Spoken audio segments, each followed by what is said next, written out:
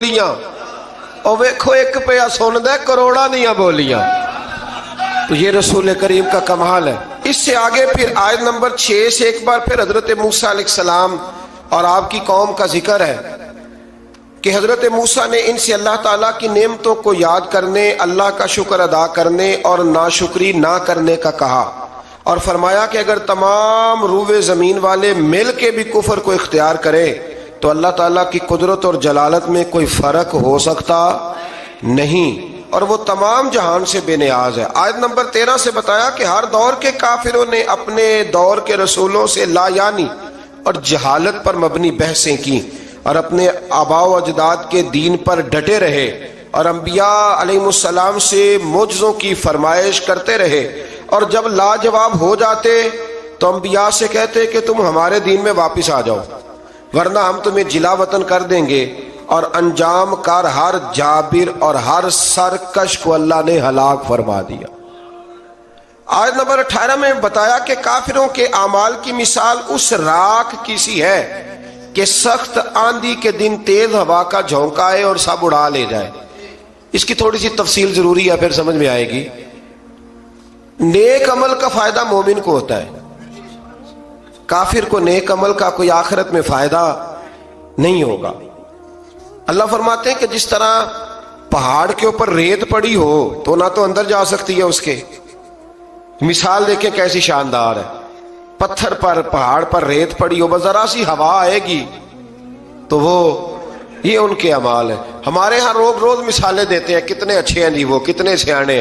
और भाई अच्छा वो होता है जिसके दिल में रसूलुल्लाह की मोहब्बत होती है, जिसके लबों पर ईमान की बात होती है, वो अच्छा होता है। ये क्या बात हुई, कुफर अंदर रख के को जितने मर्जी अच्छे अमाल करे उसका कोई अमल उसे फायदा नहीं देगा। आयत नंबर 21 से बताया कि सब कुफार आखिरत में अल्लाह ताला की अदालत में पेश होंगे, उनके कमजोर अपने बड़ों से कहेंगे, कमजोर अपने बड़ों से कहेंगे। एक जुमला चलो कह देता हूं, कम्मी चौधरियों से कहेंगे, और जिनको चौधरी कमी समझते हैं ना वो फिर अपने बड़ों से, वो जो सरदार जबरदस्ती ज्यादतियां करते हैं ना उनसे फिर वो कहेंगे। क्या कहेंगे कि दुनिया में हम तुम्हारी पैरवी करते थे, क्या अब अल्लाह के अजाब से निजात के लिए तुम हमारे काम आओगे? फिर तुमने पार्टियां बनाई हुई थी और चक्रों में डाला हुआ था, तो अब हमारे काम आओगे? अल्लाह अकबर। वो तो कहेंगे कि हमें तो खुद कोई छुड़ाने वाला नहीं। इस तरह शैतान भी अपने पैरोकारों से अपना दामन छुड़ा लेगा और कहेगा तुमने अल्लाह के सच्चे वादे को रद्द किया और मेरे झूठे वादों को मान लिया। वो सरदार और वो बड़े और वो लीडर वो सारे कहेंगे कि हमारी तो अपनी जान नहीं छूट रही, और शैतान कहेगा रब के वादे सच्चे थे और मेरे वादे झूठे थे, तुम तो जबरदस्ती मेरे पीछे लग गए। सो तुम मुझे मलामत ना करो बल्कि अपने आप को मलामत करो। और अब हम एक दूसरे के काम आने वाले नहीं है। आयत नंबर 24 था 26 में अल्लाह ताला ने पाकीज़ा कलमे की बरकत और खबीस कलमे की नहुसत को मिसाल के जरिए बयान फरमाया। आयत नंबर 28 और इसके बाद में अल्लाह ताला की नेमतों की नाशुक्री से बदलने वालों और अल्लाह के साथ शरीक बनाने वालों के लिए जहन्नम की वईद सुनाई गई। आयत नंबर 31 में फरमाया कि मेरे मोमिन बंदों से कह दो कि क़यामत से पहले नमाज कायम कर लें और ज़कात अदा क़यामत से। इसका एक माना उलमा ने यह बयान किया है कि मरने से पहले पहले जितनी नमाजें कज़ा हैं सारी अदा कर लो, सारी, ये बहानेबाजी छोड़ दो। और फरमाया जा रहा है इसमें, अल्लाह ने फरमाया है कि महबूब इनसे फरमा दो कि जितने सालों की ज़कात नहीं ना दी हिसाब करके दे लो। जिसको पहले बता दिया जाए फिर वो अमल ना करे तो फिर उसका बहाना चलता है, तुझे पहले नहीं बताया था हमने। ये कहते हैं कि नहीं कहते? अल्लाह ताला हमें समझने की तौफीक अता फरमाए। आयत नंबर 32 से एक बार फिर अल्लाह ताला की कायनात में फैली हुई कुदरत और जलालत की निशानियों को बयान करके फरमाया अगर तुम अल्लाह के नेमतों का शुक्र शुमार करो तो तुम शुमार कर सकते नहीं, बेशक इंसान बड़ा ही जालिम है और बड़ा ही नाशुक्र है। कौन कह रहा है? ओहो, बड़ा ही जालिम है और बड़ा ही सारा कुछ लेके भी शुक्रिया अदा नहीं करता, रोता ही रहता है, रोता ही जुल्म करता है अपनी जान।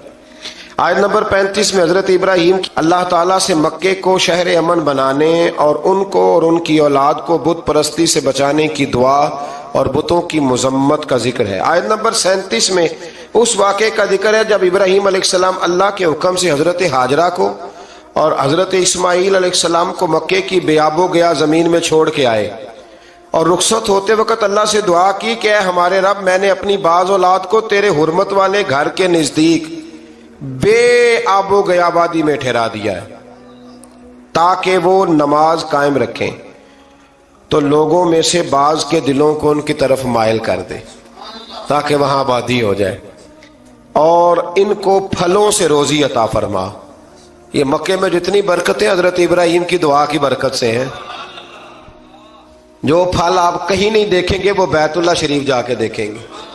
کسی شہر میں 5000 بندہ اضافی آ جائے نا، 5000 پکوڑے بھی ختم ہو جاتے، ہوٹلوں سے نان نہیں ملتے۔ چلو یہ والی مثال رہنے دیتے، وہ والی دیتے ہیں جو آپ کو جلدی سمجھ میں آ جائے، یعنی گیس بند ہو جائے تو ہوٹل سے روٹی ہی نہیں ملتی، ہوتا ہے کہ نہیں ہوتا؟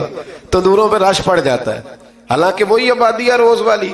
تو کسی شہر میں 5000 بندہ آ جائے نا تو قلت ہو جاتی ہے۔ تو مکہ وہ شہر ہے جس میں لاکھوں آ جاتے ہیں، 50 لاکھ بندہ حج پہ اکٹھا آتا ہے، پر راہ فرماتا ہے کھاؤ ختم نہیں ہوگا، اس لیے کہ میرے خلیل نے دعا مانگ لی ہے۔ 50 لاکھ بندہ، راشن بڑھ جاتا ہے۔ مجھے بھی اللہ نے کئی دفعہ موقع دیا ہے، ایسا کبھی نہیں ہوا کہ روٹی کم پڑ گئی ہو، 2 کھلاؤ تو 6 کھا لیتے ہیں، یہ نظام ہے۔ حضرت ابراہیم نے دعا کر دی، کرنے والے نے بھی کمال کی اور قبول کرنے والے نے بھی کمال ہی کر دی، قبول کرنے والے نے۔ آیت نمبر 39 سے ابراہیم علیہ السلام نے بڑھاپے میں حضرت اسماعیل، اسحاق جیسی اولاد کے عطا کیے جانے پر اللہ کا شکر ادا کرتے ہوئے یہ دعا کی ہے کہ اے رب، مجھے ہمیشہ نماز قائم کرنے والا بنا دے، اور میری بعض اولاد کو بھی۔ اے ہمارے رب، ہماری دعاؤں کو قبول فرما۔ اے ہمارے رب، مجھے، میرے ماں باپ کو اور سب مومنوں کو قیامت کے دن بخش دے۔ یہ کون سی دعا ہے؟ رب اجعلنی، یہ دعا ہے، یعنی نماز پڑھ رہے ہیں تو ساتھ کہہ رہے ہیں یا اللہ مجھے بھی قائم رکھ نماز پہ، اور میری اولاد کو بھی نماز کی توفیق دے، اور نماز میں ماں باپ کو بھی شامل کیا کہ اللہ ان کی بھی بخشش فرما۔ آیت نمبر 42 سے فرمایا کہ تم اللہ تعالیٰ کو غافلوں کی بد اعمالیوں سے بے خبر نہ سمجھو، اللہ تعالیٰ تو انہیں اس دن تک ڈھیل دے رہا ہے جس دن دہشت سے سب کی آنکھیں کھلی کی کھلی رہ جائیں گی، لوگ سر اٹھائے بے تحاشا دوڑ رہے ہوں گے، ان کی پلک تک نہ جھپک سکے گی، اور ان کے دل ہوا ہو رہے ہوں گے، یعنی ڈرے جا رہے ہوں۔ اس دن ظالم یہ عرض کریں گے اے ہمارے رب، ہمیں کچھ مہلت دے دے تاکہ ہم تیرے پیغام کو قبول کریں، تیرے رسولوں کی پیروی کریں۔ اللہ تعالیٰ فرمائے گا کیا تم نے اس سے پہلے یہ قسمیں نہیں کھائی تھیں کہ تم پر بالکل زوال نہیں آئے گا؟ تم ان لوگوں کے گھروں میں رہتے تھے جنہوں نے اپنی جانوں پہ ظلم کیا، اور تم پر یہ بھی بالکل واضح ہو چکا تھا کہ ہم نے ان کے ساتھ کیسا معاملہ کیا، اور ہم نے تمہارے لیے مثالیں بھی بیان کر دی تھیں، اور انہوں نے ایسی گہری اور خطرناک سازش کی کہ ان سے پہاڑ بھی اپنی جگہ سے ہل جائے۔ اس طرح کی کافر سازشیں کرتے تھے نبیوں کے خلاف، اور اللہ کے پاس ان کی سازشیں لکھی ہوئی ہیں، تو تم اللہ کو اپنے رسولوں سے کیے ہوئے وعدوں کے خلاف کرنے والا نہ سمجھو، بے شک اللہ بڑا غالب انتقام لینے والا ہے۔ یہ 15واں جو روزہ آئے گا نا، یہ امام حسن کا یوم ولادت ہے۔ امام حسن کو زہر دیا گیا تھا، تو امام حسین کہنے لگے ان سے بھائی مجھے بتائیے آپ کو کس نے زہر دیا ہے؟ بڑا شاندار جواب دیا، یہ شاید اسی آیت کا ترجمہ کیا کہ اللہ غالب انتقام لینے والا ہے۔ امام حسن فرمانے لگے حسین، اگر وہ بندہ نہیں جس پر مجھے شک ہے، اگر وہ نہیں تو میں تمہیں بے گناہ کا نام کیوں بتاؤں، اور اگر وہی ہے جس پر مجھے شک ہے۔ ویڈیو دیکھنے کا شکریہ۔ اگر آپ چینل پر نئے ہیں تو سبسکرائب کر لیں، اور ساتھ ہی ساتھ بیل آئیکن پر بھی کلک کر دیں تاکہ یوٹیوب ہماری ہر ویڈیو کا نوٹیفیکیشن سب سے پہلے آپ کو بھیج دے۔ جزاک اللہ۔